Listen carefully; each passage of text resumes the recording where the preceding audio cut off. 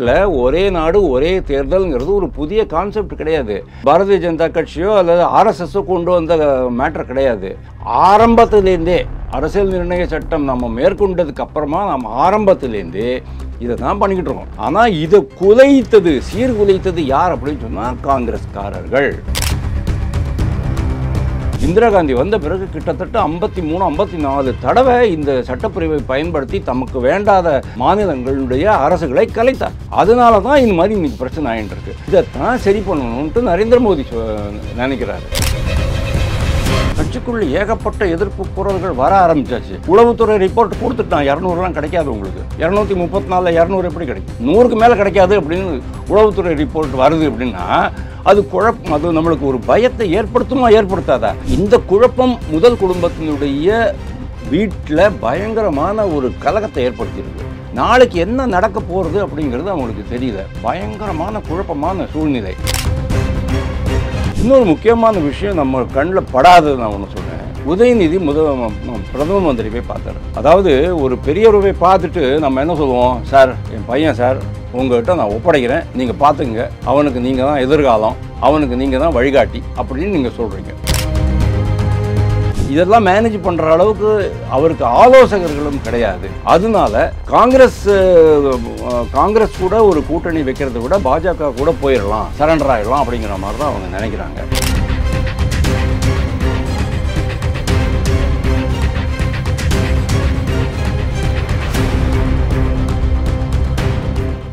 Real one நேயர்களுக்கு வணக்கம். இன்று நம்மளுடைய நேர்காணலுக்கு அரசியல் விமர்சகரான திரு வாசுதேவன் அவர்கள் இணைஞ்சிருக்காங்க. சார் வணக்கம். சார் வணக்கம்.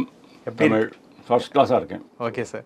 ஒரே நாடு ஒரே தேர்தல் இன்னைக்கு மசோதா தாக்கல் பண்ண போகிறாங்க. அதற்கு உண்டான வேலைகள்லாம் நடந்துக்கிட்டு இருக்கு. இந்த ஒரே நாடு ஒரே தேர்தல் நடக்கிறதுல என்னென்ன பெனிஃபிட்ஸ்லாம் இருக்குது, அதை பற்றி ஃபஸ்ட்டு பேசலாம் சார். இது ஆல்ரெடி நிறையா நாளிதழ்கள்லாம் வந்திருக்கு, நிறையா விவாதங்கள் நடந்திருக்கு, பல்வேறு கருத்துக்கள் கூறப்பட்டிருக்கின்றன. ரொம்ப பெரிய அளவில் மக்களுடைய கருத்து வேற கேட்கப்பட்டிருக்கு. அதனால் மக்களுக்கு இது ஒரு பரவலான புரிதல் இருக்குங்கிறதுல சந்தேகமே கிடையாது. பட் நீங்கள் கேட்டதுனால நான் உங்களுக்கு சொல்கிறேன், ஒரே நாடு ஒரே தேர்தல் தான் வரணும். ஏன்னா சுதந்திரம் வாங்கின பிறகு 1951லேருந்து 67 வரைக்கும் 62, 67, 71, 77 இந்த 62, 52, 57, 62, 67 இந்த 4 தேர்தல்கள்லையும் இந்த சட்டசபை தேர்தலும் மக்களவை தேர்தலும் ஒன்றாகத்தான் நடந்தது. அப்படி தான் நடக்கணும். ஆனால் சப்சிக்வெண்ட்லி என்ன ஆயிடுச்சு, 1967க்கு பிறகு இந்திரா காந்தி 66 பதவி ஏற்றுறாங்க. லால் பகதூர் சாஸ்திரியினுடைய மரணம் தாஷ்கண்டில் ஆன பிறகு அவங்க பதவி ஏற்ற பிறகு என்ன ஆகுது, இந்திரா காந்தியினுடைய அரசியலே வேறு மாதிரி இருந்தது. அது ஒரு மாதிரியான எதேச்சாதிகார மனப்போக்கு அரசியல். அதனால அவங்க என்ன பண்ணுவாங்க, அவங்களுக்கு வேண்டாத பிடிக்காத சில சீஃப் மினிஸ்டர்ஸ் இருந்தாங்கன்னு சொன்னால் அவங்களுடைய அரசை கலைச்சிடுவாங்க. அதாவது சட்டப்பிரிவு 356 பயன்படுத்தி அவங்க கலைச்சிடுவாங்க. இந்த மாதிரி கலைக்க ஆரம்பித்த பிறகு என்னாச்சு, ஒரு சட்டசபைக்கு 5 வருஷம் இருக்குது அப்படின்னு சொன்னால் அந்த 5 வருஷம் ஆள விட மாட்டாங்க. 1 வருஷம் 2 வருஷம் ஆண்ட பிறகு அது கலைச்சிட்டாங்க அப்படின்னா அதுக்கப்புறமா வேறு அந்த சட்டசபையிலேயே இருக்கிற இன்னொருத்தரோ அல்லது அவரே வேறு மாதிரியான ஒரு குரூப் ஃபார்ம் பண்ணிக்கிட்டு ஆட்சி அமைக்க முடியும். அதுவும் பண்ண முடியலன்னு சொன்னோன்னா சட்டசபை கலைச்சிருவாங்க. சட்டசபை கலைச்சதுக்கப்புறம் என்னாகும், 6 மாதத்துக்குள்ளே உங்களுக்கு தேர்தல் நடக்கணும். அப்போது என்னாகும், அந்த தேர்தல் அந்த சட்டசபையில் தேர்தல் ஜெயிச்சுட்டு வர அந்த ஆட்சி இருக்கு இல்லையா, அது 5 வருஷம் நடக்கும். அப்போது என்னாகிறது, அந்த 5 வருஷத்தில் இடையில தான் இந்த பாராளுமன்ற தேர்தல் வர ஆரம்பிச்சிடும். அதாவது 67க்கு அப்புறமா எல்லா இடத்துலையும் ஆட்சி நடந்துட்டு இருக்கும்போது 69ல் ஒரு ஆட்சி கவிழ்ந்துருச்சுன்னு வச்சுக்கோங்க, 356 பிரிவை உபயோகம் பண்ணி. அதுக்கப்புறமா என்னாகும், 67லேருந்து 72 வரைக்கும் அவங்களுக்கு ஆட்சி இருக்கும், அந்த அரசு இருக்கும். ஆனால் பாராளுமன்ற தேர்தல் 1971 வந்துடும். அப்போது என்ன, அதே மாதிரி பல்வேறு இடங்களில் அவங்க மாறி மாறி இந்த சட்டசபைகளை கலைச்சதுனால தான் இந்த ஒரு கண்டிஷனுக்கு வந்திருக்கோம். நம்ம நாட்டில் ஒரே நாடு ஒரே தேர்தல்ங்கிறது ஒரு புதிய கான்செப்ட் கிடையாது. பாரதிய ஜனதா கட்சியோ அல்லது ஆர்எஸ்எஸ்ஸோ கொண்டு வந்த மேட்டர் கிடையாது. நரேந்திர மோடியினுடைய மூளையில் உதித்த சமாச்சாரம் கிடையாது. ஆரம்பத்திலேருந்தே அரசியல் நிர்ணய சட்டம் நம்ம மேற்கொண்டதுக்கு அப்புறமா நம்ம ஆரம்பத்திலேருந்தே இதை தான் பண்ணிக்கிட்டு இருக்கோம். ஆனால் இதை சீர்குலைத்தது யார் அப்படின்னு சொன்னால் காங்கிரஸ்காரர்கள். அந்த காலத்தில் தொடர்ச்சியாக காங்கிரஸ் கட்சி தான் இருந்தது. இந்திரா காந்தி வந்த பிறகு கிட்டத்தட்ட 53-54 தடவை இந்த சட்டப்பிரிவை பயன்படுத்தி தமக்கு வேண்டாத மாநிலங்களுடைய அரசுகளை கலைத்தார். அதனால தான் இந்த மாதிரி இன்றைக்கி பிரச்சனை ஆகிட்டு இருக்கு. இதைத்தான் சரி பண்ணணுன்ட்டு நரேந்திர மோடி நினைக்கிறாரு. இதில் என்ன தவறு இருக்குது? இது உங்களுக்கு எப்படி ஒரு அரசியலமைப்பு சட்டத்திற்கு எதிரானது அப்படின்லாம் சொல்கிறாங்க. இதெல்லாம் அர்த்தமே இல்லாத வாதங்கள் இதெல்லாமே. அதனால் ஒரு நாடில் 5 வருஷத்துக்கு ஒரு தேர்தல் நடத்தினா பரவாயில்ல. நம்ம நாட்டில் என்ன நடக்குது தெரியுமோ? ஆல் ஓவர் தி கண்ட்ரி நீங்கள் எப்போ வேணாலும் பாருங்கள், ஒரு வருஷமும் ஏதாவது ஒரு மூலையில் ஒரு தேர்தல் நடந்துக்கிட்டே இருக்கும். 6 மாதத்துக்கு ஒரு தேர்தல். இப்போ தான் ஹரியானா தேர்தல் முடிஞ்சது, ஜம்மு காஷ்மீர் தேர்தல் முடிஞ்ச கையோட மகாராஷ்டிரா தேர்தல், ஜார்க்கண்ட் தேர்தல். பிப்ரவரி மாதம் உங்களுக்கு டெல்லி சட்டசபை தேர்தல். அடுத்த நவம்பரில் அடுத்த வருஷம்தான் கொஞ்சம் கம்மி தேர்தல், 2 தேர்தல். பாக்கி எல்லா ஆண்டுகள்லேயும் 3, 4, 5 தேர்தல்கள் வந்துக்கிட்டே இருக்கும். 26 திருப்பியும் தமிழ்நாடு, கேரளா, வெஸ்ட் பெங்கால் தேர்தல் வரப்போகுது.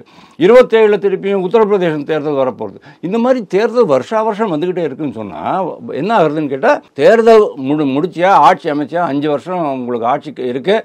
நாட்டு வளத்துக்காகவும் நாட்டினுடைய முன்னேற்றத்திற்காகவும் மக்கள் நலத்திற்காகவும் 5 வருஷம் தொடர்ச்சியாக நம்ம வேலை பண்ண முடியுங்கிற அந்த ஒரு உத்தரவாதம் இருக்கணும். அந்த உத்தரவாதம் இங்கே கலைஞ்சு போயிடும். எப்போ பார்த்தாலும் நீங்கள் தேர்தலில் வெற்றி பெறணுங்கிற அந்த நோக்கத்திலே நீங்கள் என்ன பண்ணுவீங்க, உங்களுடைய சிந்தனைங்கிறது சிதற ஆரம்பிச்சிடும். அதுதான் நம்ம நாட்டில் இவ்வளோ வருஷமாக நடந்துகிட்ருக்கு. இது மன்மோகன் சிங் கூட சொல்லியிருந்தார், இது மாதிரி ஒரே நாடு ஒரு தேர்தல் இருந்தால் நல்லாயிருக்கும் அப்படிங்கிற மாதிரி தான் சொல்லியிருக்கிறாரு. சப்சிக்வெண்ட்லி மல்லிகார்ஜுன் கார்கே இது சட்டத்திற்கு புறம்பானது அப்படிங்கிற மாதிரி அவர் பேசியிருக்காரு. இன்றைக்கி வரைக்கும் அவங்க அதே தான் நினச்சிட்ருக்குறாங்க. அதே மாதிரி இன்னொரு முக்கியமான இது என்ன அப்படின்னு கேட்டால், நம்ம நாட்டினுடைய கவனம் சிதறுகிறது ஒன்று. 2வது கண்ணா பின்னான்னு செலவு. எவ்ரி டைம் நம்மளுக்கு செலவு ஆகிக்கிட்டே இருக்குது. இவ்வளோ செலவு நம்ம பண்ணணுமா? இந்த செலவெல்லாம் நம்ம மிச்சப்படுத்தி மக்கள் நலத்திற்கோ அல்லது வளர்ச்சி திட்டங்களுக்கோ கொண்டு போக முடியாதா அப்படிங்கிறது தான் கேள்வி. இந்த 2 விஷயம்தான். இதனுடைய லாபமே 2 தான், வேறு எதுவும் கிடையாது. இதையே நம்மளுடைய ஆளும் கட்சியான திமுக எதிர்ப்பதற்கு என்ன காரணம்? முக்கியமாக சிஎம் அவர்கள் என்ன சொல்கிறாங்க அப்படின்னா, எந்த காரணத்தை கொண்டும் எக்காலத்திலும் இந்த திட்டத்தை அமல்படுத்துறதுக்கு நாங்கள் அனுமதிக்க மாட்டோம் அப்படின்ட்டு சொல்கிறாங்க. அதற்கு என்ன காரணம்? இந்த மாதிரியெல்லாம் ரொம்ப திமிரு பேச்செல்லாம் பேச முடியாது. எந்த காலத்தையும் நாங்கள் அனுமதிக்க மாட்டோங்கிறதான் கிடையாது, அவங்க அனுமதிக்கத்தான் செய்வாங்க. ஆனால் இன்றைக்கி அவங்க செய்கிறது அரசியல் தான். நான் டிஎம்கேனுடைய எதிர்ப்பையோ காங்கிரஸினுடைய எதிர்ப்பையோ சீரியஸாக எடுத்துக்கல. டிஎம்கேனுடைய எதிர்ப்பை நான் சீரியஸாக எடுத்துக்கல. அது காரணம் சில அரசியல் சமாச்சாரங்கள்லாம் நம்ம பேச வேண்டியிருக்கு. இன்றைக்கி டிஎம்கேனுடைய பொசிஷன் என்னங்கிறது நீங்கள் பாருங்கள். என்னை பொறுத்த வரைக்கும் கட்சிக்குள்ளே பயங்கரமான குழப்பங்கள் இருக்குது. கூட்டணி கட்சிகளை சொல்கிறீங்களா இல்லை உட்கட்சியிலேவா? உட்கட்சியிலையும் குழப்பம் இருக்குது, கூட்டணி கட்சிகள்லையும் குழப்பம் நிறையா இருக்குது. என்ன குழப்பம்? அதாவது it's in state of flux அப்படிம்பாங்க. FLUX, ஸ்டேட் ஆஃப் ஃப்ளக்ஸ் அப்படின்னு சொன்னால் ஒரு குழப்பமான சூழ்நிலை இருக்குது. அவங்களுக்கு இண்டி கூட்டணியில் இருக்கவுமே தவிர, INDA இண்டி கூட்டணியில் இருக்கவுமே தவிர, அந்த கூட்டணியில் தொடர்ந்தால் அவங்களுக்கு என்ன லாபம் அப்படிங்கிறது அவங்களுக்கு தெரியல. அதே சமயம் அவங்களுடைய மனசு ஃபுல்லாக பாரதிய ஜனதா கட்சி கூட தான் இருக்குது. அதையும் நான் ரெக்கார்ட் பண்ண விரும்புகிறேன். ஏன்னா 2019 என்னாச்சு? ராகுல் காந்தி தான் அடுத்த பிரதமர்னு சொல்லிட்டு காங்கிரஸ் கட்சியே அறிவிக்காத போது MK ஸ்டாலின் தான் அறிவித்தார். என்னாச்சு? 52 இடங்கள் தான் காங்கிரஸ் கட்சி வின் பண்ணிச்சு. ஒரு மிகப்பெரிய அவமானம். யாருக்கு? MK ஸ்டாலின் நம்ம முதல்வருக்கு ஒரு மிகப்பெரிய அவமானம். அப்போ அவர் முதல்வராக இருக்கலை, எதிர்க்கட்சி தலைவராக தான் இருந்தார். ஆனாலும் ஒரு அவமானம் தான். ஏன்னா நம்ம தவறாக கணிச்சிட்டோமே அப்படிங்கிறத எல்லாருமே சுட்டி காட்டினாங்க. 2024 தேர்தலில் அதை அவர் சொல்லலை. இப்போ காங்கிரஸ் கட்சி கூட இன்னும் எவ்வளோ நாள் நம்ம போகிறோம் அப்படிங்கிறது அவங்களுக்கு ஒரு குழப்பம். ஏன்னு கேட்டால் மற்ற கட்சிகள், அதாவது அந்த இண்டி கூட்டணியில் இருக்கிற மற்ற கட்சிகள் எல்லாமே காங்கிரஸினுடைய தலைமையை ஏற்றுக்கொள்ளவில்லை. இன்றைக்கி தெரியும் இல்லையா உங்களுக்கு? ஹரியானா தேர்தலையும் மகாராஷ்டிரா தேர்தலையும் தோற்ற பிறகு அவங்க எல்லாம் என்ன சொல்கிறாங்க? ஆல்ரெடி மம்தா பானர்ஜி சொல்லிட்டாங்க, தேங்க்யூ வெரி மச் அப்படின்றாங்க. அதாவது என்னுடைய பெயரை நீங்கள் முன்மொழிந்ததற்கு நன்றி அப்படின்றாங்க. அகிலேஷ் யாதவ், ஒமர் அப்துல்லாலேருந்து ஆரம்பித்தா தமிழ்நாட்டை தவிர பாக்கி எல்லா மாநிலங்கள்லேயும் காங்கிரஸ் கட்சியினுடைய தலைமையை மாற்றி இண்டி கூட்டணிக்கு ஒரு எனர்ஜெட்டிக்காக, உணர்ச்சி பூர்வமாக, ரொம்ப அதிரடியாக செயல்படக்கூடிய ஒரு தலைவர் வேணும் அப்படின்னு அவங்க பார்க்குறாங்க. இதில் டிஎம்கே மட்டும்தான் இன்னும் ஒப்பீனியன் கொடுக்காமல் இருக்காங்க. ஓகே, தமிழ்நாடுக்கு வரும். தமிழ்நாடுக்குள்ளே டிஎம்கேனுடைய கண்டிஷன் எப்படி இருக்குது அப்படின்னா, அடுத்த தேர்தல் ஆல்ரெடி அவங்களுக்கு வந்து அந்த ஆதவ அர்ஜுனா இஷ்யூவில் விசிகா இஷ்யூவில் எக்கச்சக்கமான மனக்கசப்பு ஏற்பட்டு போச்சு. யாருக்கு? டிஎம்கேக்கு பயங்கரமான மனக்கசப்பு ஏற்பட்டு போச்சு. இன்னுமே அதாவது நீங்கள் ஒரு தடவை வாழை ஆட்டிட்டீங்கன்னு சொன்னால் நான் அவங்கள நம்ப மாட்டேன். ஒரு ட்ரிப்பு நீங்கள் வந்து அது it may even be one time எரராக இருந்தாலும் கூட நீங்கள் திருப்பி அந்த தப்பு பண்ண மாட்டீங்கிற அந்த உத்தரவாதம் எனக்கு வரல. உங்கள் மேலே எனக்கு நம்பிக்கை கிடையாது.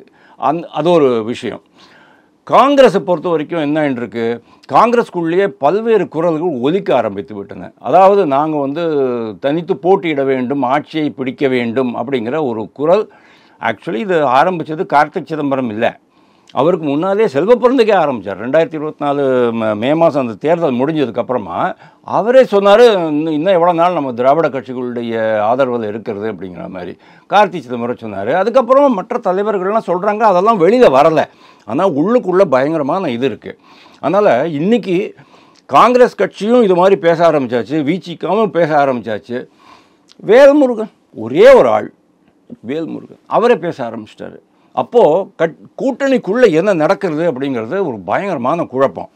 அவங்களுக்கு என்ன அப்படின்னா, அதாவது இந்த முதல் குடும்பத்துக்கு நான் சொல்கிறேன், இந்த குழப்பம் முதல் குடும்பத்தினுடைய வீட்டில் பயங்கரமான ஒரு கலகத்தை ஏற்படுத்தியிருக்கு. நாளைக்கு என்ன நடக்க போகிறது அப்படிங்கிறது அவங்களுக்கு தெரியல. பயங்கரமான குழப்பமான சூழ்நிலை. அதனால தானோ என்னமோ தெரியல, ஜோசியரை போய் பார்த்துட்டு வந்தோம். அவங்க சொல்கிறாங்க, நீங்கள் வந்து இவங்களெல்லாம் கூப்பிட்டு யாரோ 3 பேரை கூப்பிட்டு பாத பூஜையெல்லாம் பண்ணணும் அப்படின்னு சொல்லியிருக்காங்க, பரிகாரம் பண்ணணும் அப்படின்லாம் சொல்லியிருக்கிறாங்க. இருக்கலாம், நான் நம்புகிறேன். ஏன் தெரியுமா, இது வந்து எள்ளி நகையாடி ஒதுக்கப்படக்கூடிய ஒரு சமாச்சாரம் கிடையாது. நான் ஏன் சொல்கிறேன் அப்படின்னா, நான் ஏன் அதை பிலீவ் பண்ணுறேன்னு தெரியுமா? தமிழ் முதல்வருடைய மனைவி ஒரு சனாதனி. அவங்களுக்கு இருக்கிற அந்த துர்காம்மா தானே சொல்கிறாங்க. ஆமாம், அவங்களுக்கு இருக்கிற அந்த இறை நம்பிக்கையில் எனக்கு எந்த சந்தேகமும் கிடையாது. உண்மையிலேயே அது அவங்களே மறுக்கலையே. அவங்க மறுக்க மாட்டாங்க, நம்ம சந்தேகப்படலாம் இல்லையா? எல்லாருமே சந்தேகப்படலாம், இதெல்லாம் நாடகம் அப்படின்னு சொல்லலாம் இல்லையா? நான் அதை சொல்ல வேண்டாம், இன்றைக்கு வரைக்கும் நான் அதை சொன்னது கிடையாது. நாடகமே கிடையாது. அவங்க வந்து உண்மையிலேயே நம்புபவர் தான். டோட்டல் சரண்டர் அப்படின்னு சொல்லுவோம் இல்லையா, சரணாகதி மனோபாவம் அப்படின்ட்டு சரணாகதி தத்துவமே இருக்குது. எல்லாம் என் கையில் ஒன்றுமே இல்லை, நான் சரணடைஞ்சிட்டே நீ தான் என்னை காப்பாற்றணும்னு சொல்கிறாங்க இல்லையா? அந்த சரணாகதி மனோபாவத்தை தான் அந்த அம்மா இருக்கிறாங்க. பையனோ புருஷனோ அது ஏற்றுக்கிறதுல அது வேறே விஷயம். அவங்களும் கூட ஏற்றுக்கிறாங்க. ஆனால் என்ன, வெளியில் வந்துட்டு விபூதி அழிக்கிறது இது மாதிரிலாம் பண்ணுறது வந்து ஒரு நாடகம், வேஷம், மக்களை ஏமாத்துறது. டிஎம்கே பொறுத்த வரைக்கும் நான் ஒன்று சொல்கிறேன் சார், அவங்க வந்து அரசியல் தான் பண்ணுவாங்க. அவங்களுக்கு வந்து மக்கள் நலத்தை பற்றியோ சமூக நீதி பற்றி நம்ம தான் பிரமாதமாக பேசிகிட்டு இருக்கோம், அப்படி ஆகணும் இப்படி ஆகணுன்ட்டு. அவங்களுக்கு அதெல்லாம் பற்றி எதுவுமே இன்ட்ரெஸ்ட் கிடையாது. அவங்களுக்கு வேண்டியது ஒரே விஷயந்தான், அரசியலை எப்படியாவது வெற்றி பெறணும், ஆட்சி பிடிக்கணும், நிறைய பணம் சம்பாதிக்கணும், உலக நாடுகளில் பல்வேறு இடங்களில் பினாமியில் சொத்து வாங்கணும், வாழ்க்கையை 5 ஸ்டார் 7 ஸ்டார் ரேஞ்சில் அனுபவிக்கணும். அவ்வளோதான் அவங்களுடைய இது. அதுக்காக அவங்க எந்த எக்ஸ்டென்ட்டுக்கும் போவாங்க. ஸோ இந்த கூட்டணியில் அவங்க இருக்கும்போது, இந்த கூட்டணியில் இருக்கிற குழப்பம், நாட்டு அரசியலில் இருக்கிற குழப்பம், ஓகே, அதாவது சென்ட்ரல் லெவல்லையும் சரி ஸ்டேட் லெவல்லையும் சரி இருக்கிற குழப்பம், கட்சிக்குள்ளே இருக்கிற குழப்பம், கட்சிக்குள்ளே ஏகப்பட்ட எதிர்ப்பு குரல்கள் வர ஆரம்பிச்சாச்சு. உளவுத்துறை ரிப்போர்ட் கொடுத்துட்டான், 200லாம் கிடைக்காது உங்களுக்கு, 234 200 எப்படி கிடைக்கும், 100க்கு மேலே கிடைக்காது அப்படின்னு உளவுத்துறை ரிப்போர்ட் வருது அப்படின்னா அது குழப்பம். அது நம்மளுக்கு ஒரு பயத்தை ஏற்படுத்துமா ஏற்படுத்தாதா? இந்த பேக்ரவுண்டில் தான் நீங்கள் வந்து டிஎம்கேனுடைய எதிர்ப்பை நீங்கள் பார்க்கணும். ஓகே, டிஎம்கேனுடைய எதிர்ப்பு இப்போது இந்த பேக்ரவுண்டில் டிஎம்கே ஏன் எதிர்க்கிறது அப்படிங்கிறத நான் சொல்கிறேன். மொத்தமாகவே அரசியல் தான். டிஎம்கேயை பொறுத்த வரைக்கும் 10 வருஷமாக 22 எம்எல்ஏஸு எம்பிஸு எம்பியாகவே இருக்கிறாங்க. ஆட்சிக்கு வர முடியல, பதவி கிடைக்கல, பதவி சுகம் அனுபவிக்க முடியவில்லை. அவங்களுக்கெல்லாம் அந்த மாதிரி இருக்க முடியாது. 2029 வந்துச்சு சொன்னால் 15 வருஷம் ஆகிடும்பா. 15 வருஷம் நான் வந்து ஒரு எம்பியாகவே இருந்து என்னுடைய காலத்தை கழித்து விட்டேன், நஷ்டமாகிவிட்டது அப்படின்னு தான் அவங்க நினைப்பாங்க. நிறைய பேருக்கு அதுக்கு பேசாமல் பாரதிய ஜனதா கட்சி கூடயே போய் அவங்களோட நட்புணர்வோடு இருந்து ஒரு ஒரு 4 பேர் மினிஸ்டர் ஆகிட்டாங்கன்னு சொன்னால் நல்லாயிருக்கும்ன்ட்டு அவங்க நினைக்கிறாங்க. இது நிறையா பேர் ப்ரைவேட் கன்வர்சேஷனில் அறிவித்தது தானே தவிர வெளிப்படையாக யாருமே பேச கிடையாது. அதுதான் டிஎம்கேனுடைய கட்டுக்கோப்பு. That is one thing. அமைச்சர் ஆகிட்டீங்கன்னு சொன்னால், நரேந்திர மோடியை பிடிச்சி காலை பிடிச்சி அமைச்சர் ஆகிட்டீங்கன்னு சொன்னால், அட்லீஸ்ட் அமைச்சர் ஆகிட்டோம். ஊழல்லாம் பண்ண முடியாது, ஊழல்லாம் பண்ணுறதுக்கு விட மாட்டாங்க. மன்மோகன் சிங் அரசோ இல்லைன்னா ராஜீவ் காந்தி அரசோ கிடையாது. மோடியினுடைய அரசில் ஒரு ஆள் கூட அங்கே ஒன்றும் பண்ண முடியாது. வேலை தான் பண்ணணும். 24 ஹவர்ஸில் 18 ஹவர்ஸ் வேலை தான் பண்ண வைப்பாரே தவிர ஊழல் பண்ண விட மாட்டார். அட்லீஸ்ட் நம்ம மினிஸ்டர் சொல்லிட்டு அந்த ஒரு பெரிய அந்தஸ்து, அந்த பந்தோபஸ்து வரும் இல்லையா, அந்த ஒரு ஆசைக்காக அவங்க இருக்கிறாங்க. அதனால இவங்க கூட போகணுங்கிறது அவங்க. அதனால தான் சொன்னேன், பாரதிய ஜனதா கட்சிக்கிட்ட தான் அவங்களுடைய மனசு இருக்குது. சார், உதயநிதியை நீங்கள் ப்ரமோட் பண்ணிட்டீங்க. உதயநிதிக்கு இருக்கிற அரசியல் அனுபவம் இவ்வளவு குழப்பத்தை சமாளிப்பதற்கு உதவுமா? எனக்கு டவுட்டாக இருக்குது. இவ்வளவு பயங்கரமான குழப்பம். ஏன்னா அரசியல் களம் மாறி மாறி இப்போ போய்கிட்டே இருக்குது. அண்ணாமலை வரத்துக்கு முன்னாலே ஆதவ அர்ஜுன் அப்படிங்கிற ஒரு பெரிய பூதம் கிளம்பிடுச்சு. திருமாவளவன் இன்னொரு பூதத்தை கிளப்பி விட்டார். ஒரு தலித்து, நம்ம தமிழகத்தில் இருக்கிற அரசியல் அமைப்பில் ஒரு தலித்து என்றென்றும் முதல்வராக முடியாது அப்படின்னு ஒரு விரக்தியினுடைய உச்சத்தில் போய் பேசிட்டு வர்றாரு. காங்கிரஸ்காரங்க இப்படி ஆரம்பிச்சிட்டாங்க. உதயநிதியை ப்ரொமோட் பண்ணணும்னு சொல்லிவிட்டு கிச்சன் கேபினெட்டு. உதயநிதி ப்ரொமோட் பண்ணதுக்கப்புறமா மூத்த தலைவர்கள்லாம் ஒரு மாதிரி ஆடி போயிட்டாங்க. கட்சி தொண்டர்களுக்கே ஒரு மாதிரி இது வர ஆரம்பிச்சுட்டு, ஒரு டிஸ்டன்ஸ் வர ஆரம்பிச்சிச்சு. அப்போது இந்த மாதிரி ஒரு குழப்பமான ப்ளஸ் டில்லி அரசியல், நாட்டு அரசியல், நரேந்திர மோடி 240 சீட்டு வாங்கின உடனே பூனை மாதிரி அடங்கி போயிடுவார்னு நம்மெல்லாம் சொன்னோமா? இன்றைக்கி அடிபட்ட புலி மாதிரி அவர் பாய போகிறார். அந்த அளவுக்கு பயங்கரமான ஆக்ரோஷம் ஆகிட்டு இருக்கிறார் அவர். அடுத்து இந்த ஒரே நாடு ஒரே தேர்தலில் சொல்லிட்டு இருக்கக்கூடிய இன்னொரு விஷயம் என்ன அப்படின்னு பார்க்கும்போது, மசோதாக்கள் நிறைவேற்றினாலும் 10 ஆண்டுகளுக்கு பிறகுதான் இந்த ஒரே நாடு ஒரே தேர்தல் நடைமுறைக்கு வரும் அப்படின்ட்டு சொல்றாங்க. எதுக்கு இந்த 10 வருஷம்? ஓகே, இந்த கேள்விக்கு இது ஒரு ஹைப்போதெட்டிக்கலாக தான் அவங்க சொல்கிறாங்க. 2029 நடைமுறைப்படுத்த முடியுமா அப்படின்னா, 2029க்குள்ளே அனைத்து சட்டசபைகளையும் சட்டசபை தேர்தல்களையும் இது கூட ஆட் பண்ணணும். சில சட்டசபை தேர்தல்கள், சில சட்டசபைகள் அந்த காலத்தை எக்ஸ்பைரி ஆகிட்டு இருக்கும். அதுக்கப்புறமா ஒரு 6 மாதம் எக்ஸ்டெண்ட் பண்ண வேண்டியதாக இருக்கும். சிலதுக்கு 2.5 வருஷம் 3 வருஷம் எக்ஸ்டெண்ட் பண்ணணும். அப்படின்னு சொன்னால் கட் ஷார்ட் பண்ணணும். ஃபார் எக்ஸாம்பிள் தமிழ்நாடு வச்சுங்களேன், 2026 தேர்தல் மே மாதம், 2029 பாராளுமன்ற தேர்தல் மே மாதம். அப்போனா 3 வருஷம் தான் இருக்கும். அப்போது அந்த தமிழ்நாடை பொறுத்த வரைக்கும் 3 வருஷம் வைக்கிறதா, இல்லை 9 வருஷம் வைக்கிறதா, 8 வருஷம் வைக்கிறதா, அடுத்த 8 வருஷம் வைக்கிறதா, அப்படிங்கிற மாதிரி சில குழப்பங்கள்லாம் வரும். அந்த குழப்பங்கள்லாம் தீர்றதுக்காக நிறைய பிளான்லாம் வச்சுருப்பாங்க அவங்க. 2029 எனக்கு தெரிஞ்ச மாதிரி இது வந்துடும் அப்படிங்கிறது தான் என்னுடைய அபிப்பிராயம். ஆனால் அவங்க சொல்கிற கணக்கு 2034 வரைக்கும் அப்படின்ட்டு சொல்கிறாங்க. இப்போ 24, 34 தான் நடைமுறைக்கே வரும் அப்படிங்கிற மாதிரி சொல்கிறாங்க. நாட் நெசசரிலி 2029 எனக்கு வந்துடும் அப்படிங்கிற மாதிரி. ஏன்னா இவருடைய நரேந்திர மோடி இந்த விஷயத்தில், அமித்ஷா 2 பேருமே இந்த விஷயத்தில் காட்டுற அந்த முனைப்பை பார்க்கும்போது எனக்கு என்ன தோன்றது, 34ங்கிறது ரொம்ப தூரம், 29 பண்ணிடுவாங்க.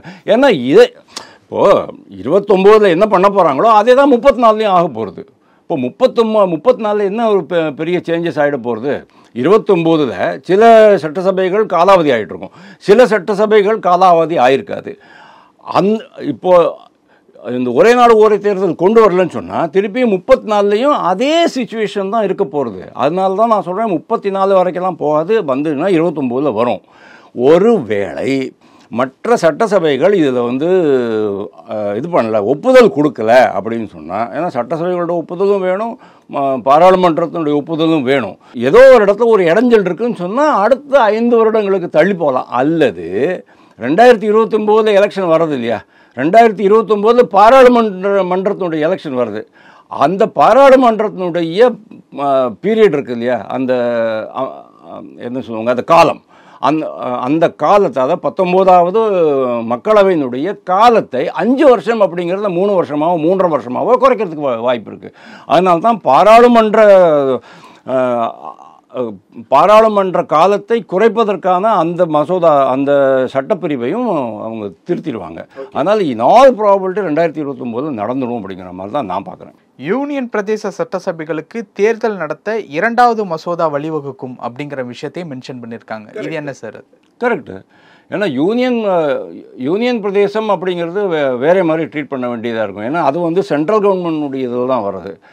அதனால் இதை ஸ்டேட் கவர்மெண்ட் கூட அல்லது சென்ட்ரல் கவர்மெண்ட் கூட இணைக்க முடியாது. இதை செப்பரேட்டாக நம்ம பார்த்து தான் ஆகணும். அதனால் அது அது இட்ஸ் கரெக்ட் தான். It's a legal position. அது that's not a very big, அது ஒன்றும் ஒரு மிகப்பெரிய இது கிடையாது. அது என்ன விஷயம் கிடையாது, சாதாரண விஷயந்தான். அது ஒரு சட்ட நிலை, அந்த சட்ட நிலையை அவங்க வந்து டீல் பண்ணுறாங்க, அவ்வளோதான். இப்போது விசிகாவிற்கும் திமுகவிற்கும் கூட்டணி ரிலேட்டபிளாக என்னென்ன விஷயங்கள் பிரச்சனை போச்சு அப்படிங்கிறத கடந்த சில நாட்களாகவே எல்லாருமே பார்த்துருப்போம். அதே மாதிரியான ஒரு பிரச்சனை தான் இப்போ திமுகவிற்கும் வேல்முருகனுக்கும் நடக்கிறதா, இல்லை வேறு ஏதாவது ஒரு விஷயங்களா, எப்படி? டிஎம்கே பொறுத்த வரைக்கும் கொஞ்சம் முன்னால் தான் நான் சொன்னேன், அவங்க வந்து பாரதிய ஜனதா கட்சி கூட போகிறது தான் விரும்புகிறாங்க. ஏன்னா இவங்க கூட போகிறதுக்கு, அதாவது காங்கிரஸ் கட்சி கூட போகிறதுக்கு அவங்க விரும்பலை அப்படிங்கிற மாதிரி தான் நான் நினைக்கிறேன். ஏன்னா மற்ற கட்சிகளுக்கும் புரிஞ்சு போச்சு.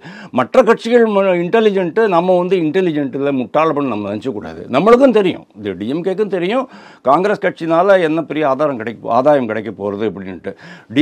காங்கிரஸ் கட்சி வந்து இந்த ட்ரிப்பு 40 சீட்டோடு நிற்குமா, 65 சீட் கேட்பாங்களா அப்படிங்கிறது ஒரு கேள்வி. விசிகா 30 சீட் கேட்பாங்களா? ஏன்னா அவங்களுக்கு மற்ற கதவுகள் திறந்துருக்கு. ஏடிஎம்கே கதவு திறந்துருக்கு, விஜய் கட்சியினுடைய கதவு திறந்துருக்கு. அப்படிங்கும்போது அங்கே போகிறதுக்கான சான்சஸ் ரொம்ப அதிகமாக இருக்குங்கும்போது இவங்களுக்கு இவ்வளோ சீட்டை விட்டு கொடுத்துட்டா டிஎம்கே எவ்வளோ சீட்டில் நிற்க போகிறது, அது ஒரு விஷயம். அதே மாதிரி இன்னொரு முக்கியமான விஷயம் நம்ம கண்ணில் படாதது நான் ஒன்று சொல்கிறேன். உதயநிதி பிரதம மந்திரி போய் பார்த்தாரு. அதாவது ஒரு பெரியவரை பார்த்துட்டு நம்ம என்ன சொல்லுவோம், சார் என் பையன் சார் உங்கள்கிட்ட நான் ஒப்படைக்கிறேன், நீங்கள் பார்த்துங்க, அவனுக்கு நீங்கள் தான் எதிர்காலம், அவனுக்கு நீங்கள் தான் வழிகாட்டி அப்படின்னு நீங்கள் சொல்கிறீங்க. அதுதான் நடந்திருக்கு நான் நம்புகிறேன். இன்றைக்கி வரைக்கும் உதயநிதி 25 நிமிஷம் பிரதம மந்திரியோட என்ன பேசினாருங்கிறது எங்கேயாவது வெளியில் வந்துச்சா? வரவே இல்லை. அதாவது இந்த குழப்பம், இந்த கூட்டணி கட்சி குழப்பம், தமிழ்நாடு அரசியல் களநில குழப்பம், அதே மாதிரி நாட்டில் உள்ள அரசியல் களத்தில் குழப்பம், இதெல்லாமே சேர்ந்து அந்த வீட்டுக்குள்ளே ஒரு குழப்பம் ஏற்படுத்தியிருக்கு. அவங்கள பொறுத்த வரைக்கும் நம்ம பையனுக்கு உதயநிதிக்கு அவனுடைய அரசியல் அறிவு இதெல்லாம் மேனேஜ் பண்ணுற அளவுக்கு இல்லை. இதெல்லாம் மேனேஜ் பண்ணுற அளவுக்கு அவருக்கு ஆலோசகர்களும் கிடையாது. அதனால காங்கிரஸ் கூட ஒரு கூட்டணி வைக்கிறத விட பாஜக கூட போயிடலாம், சரண்டர் ஆகிடலாம் அப்படிங்கிற மாதிரி தான் அவங்க நினைக்கிறாங்க. இந்த சமயத்தில் தான் அவங்களுக்கு வந்து விசிகா காங்கிரஸ் பற்றி சொன்னேன், வேல்முருகன் ஆரம்பிச்சிருக்காரு. வேல்முருகன் சொன்னதில் என்ன சார் தப்பு இருக்குது சொல்லுங்கள்? இது அதாவது சொல்லிட்டாரு, ஆட்சியாளர்கள் அனுமதித்தாலும் அதிகாரிகள் அதற்கு இடம் அதுதான் இம்பார்ட்டண்ட். அப்படின்னா அதிகாரம், இப்போ ஆட்சி அதிகாரத்துக்கும் அதிகாரிகளுடைய அதிகாரத்துக்கும் என்ன கோரிலேஷன் இருக்குது நீங்கள் சொல்லுங்கள். ஆட்சியாளர்கள் என்ன சொல்கிறாங்களோ அதை அதிகாரிகள் செஞ்சு தான் ஆகணும். ஆட்சியாளர்கள் சொன்னதுனால தான் இன்றைக்கி வந்து காவல்துறை வேலை செய்யாமல் இருக்குது, போதைப் பொருள்கள் பிடிக்காமல் இருக்குது. ரசாயன போதைப் பொருள்களை ஏன் பிடிக்க மாட்டீங்க அப்படின்ட்டு கவர்னர் கேட்டார்னா அதுக்கு காரணம் அதுதான். ஏன்னா அவங்க கை கட்டி போட்டிருக்கு அதிகாரம். அவர் சொன்னது ரொம்ப கரெக்டு. ஓகே, இது ஒன்று. அதாவது ஆட்சியாளர்கள் சொல்லி ஒரு மினிஸ்டரை வந்து ஆர்டர் போடுறாரு சொன்னான்னா டெஃபினெட்லி அதிகாரிகள் அது கேட்டு தான் ஆகணும். அதாவது சட்டத்துக்குள்ளே இருக்குன்னு சொன்னால் சட்டப்படி என்னென்ன இருக்கோ அதை அதிகாரிகள் கண்டிப்பாக பண்ண தான் செய்வாங்க. அப்படிலாம் சொன்னால் இது சொல்லுவாங்க, இது வந்து this is violation of this rule act அப்படின்னு ஆரம்பிச்சிருவாங்க. ஓகே, ஆனால் அதிகாரிகள் சொன்ன பிறகும் கூட ஆட்சியாளர்கள் சொன்ன பிறகும் கூட அதிகாரிகள் அவங்க பண்ணலை அப்படின்னு சொன்னேன்னா ஆட்சியாளர்களுக்கு இது ஒரு மிகப்பெரிய அவமதிப்பு. அதாவது இவர் வந்து கண்ணாடி காமிக்கிறார், இதாண்டா உன்னுடைய யோகியதை அப்படின்ட்டு. இது வந்து மாநில அரசு ரொம்ப சீரியஸாக எடுத்துக்க வேண்டிய ஒரு சமாச்சாரம். இதனாலெல்லாம் வந்து கூட்டணிக்குள்ளே குழப்பம் அதிகமாகுமா அப்படின்னு கேட்டால் கண்டிப்பாக குழப்பம் அதிகமாக தான் செய்யும். ஏன்னா விஜயனுடைய அரசியல் பிரவேசத்திற்கு முன்னால் வரைக்கும் ஏடிஎம்கே ஒரு குரூப் தான் இருந்தது. பாரதிய ஜனதா கட்சியில் அது வேண்டாத கட்சி, தீண்டாத கட்சி, அது என்ன ஆர்எஸ்எஸ் கட்சி, சனாதன கட்சி, அதனால் அதெல்லாம் வேண்டாம், விட்டுருங்க, கெட்ட கட்சி, அதனால் வேண்டாம், ஏடிஎம்கே ஜாயின் பண்ணிக்கலாம் அப்படின்னு அவங்க பார்க்குறாங்க. விஜயனுடைய இது ஓப்பன் ஆனதுக்கப்புறமா என்னாச்சு, 2 பேர் இப்போ 2 கடை இருக்குது. நான் 10% கொடுக்குறேன், அவன் 12% கொடுக்குறேன் அப்படின்றான். இவன் 12% கொடுத்தோடனே அவன் 15% கொடுக்குறேன் அப்படிங்கிறான். அதனால போட்டி பயங்கரமாக ஆகிப்போச்சு. அதனால இவங்க என்ன பண்ணுவாங்க, கொஞ்சம் கொஞ்சமாக வெளியேறுவாங்க. அதை தான் டிஎம்கே வெயிட் பண்ணிகிட்டு இருக்காங்க. நம்மளாவே இவங்களை வந்து அனுப்புறதை விட, நம்மளாவே அனுப்பி கெட்ட பேரை சம்பாதிக்கிறத விட இவங்களாவே போயிட்டாங்கன்னா பரவாயில்லாமல் இருக்கும். இந்த பேக்ரவுண்டில் நீங்கள் அதை பார்க்கணும். உதயநிதியினுடைய சந்திப்பு, முதல்வருடைய சந்திப்பு, பிரதம மந்திரியுடைய சந்திப்பு, எப்படி மெட்ரோ திட்டத்துக்கு மத்திய அரசு பணம் கொடுத்தது, இதெல்லாமே நீங்கள் வந்து கூட்டி கழிச்சு பார்த்தீங்க, மிக்ஸ் பண்ணி பார்த்தீங்கன்னு சொன்னால் கரெக்டாக இது வந்துடும். அதாவது பாரதிய ஜனதா கட்சி கூட போகிறது தான் நம்மளுக்கு லாபம், அரசியல் லாபம். பாரதிய ஜனதா கட்சி கூட போனால் தான் உதயநிதி சமாளிக்க முடியும். ஏன்னா இவ்வளோ நாள் எப்படியோ நான் சமாளிச்சிட்டேன். என்னுடைய பையனுக்கு அனுபவமும் கிடையாது, ஆலோசகர்களும் கிடையாது. அப்படிங்கும்போது ஒரு சேஃப் என்விரான்மெண்ட்டு வேணும். அதுக்கு நம்ம கிரியேட் பண்ணிக்க முடியலன்னு சொன்னால் அது எந்த சேஃப் என்விரான்மெண்ட்டு எங்கே இருக்கோ அங்கே நம்ம போய் சேர்றது பெட்டர் அப்படிங்கிற மாதிரி அந்த குடும்பம் பார்க்குறது. இதுதான் வரக்கூடிய நாட்களில் வரும். பட் ஆனாலும் அண்ணாமலை என்ன சொல்லுவார், டிஎம்கே தான் என்னுடைய எதிரி அப்படிம்பார். அதனால் அது இருக்கும். டிஎம்கே தான் எதிரி அப்படின்னாலும் காலப்போக்கில் என்னென்னலாம் சேஞ்சஸ் வரப்போகிறதுங்கிறது நம்மளுக்கு தெரியாது. இவங்க வந்து ஒன் நேஷன் ஒன் போல் நாங்கள் வந்து எதிர்ப்போம் அப்படின்னு சொல்கிறாங்க இல்லையா, அது சொல்கிறதுக்கு காரணமே வந்து இண்டி கூட்டணியில் நாங்கள் இருக்கிற மாதிரியும் இருக்கணும், ஆனால் அதை ஆதரிக்கக்கூடாது. அதே மாதிரி பாரதிய ஜனதா கட்சியை நரேந்திர மோடியை எதிர்க்கிற மாதிரி எதிர்க்கணும், ஆனால் எதிர்க்கக்கூடாது. இந்த மாதிரியான ஒரு இரட்டை நிலையை தான் அவங்க வந்து வச்சுக்கிட்டு இருக்கிறாங்க. ஓகே சார், நிறைய விஷயங்கள் சொன்னீங்க. நேரத்துக்கு ரொம்ப நன்றி. தேங்க்யூ.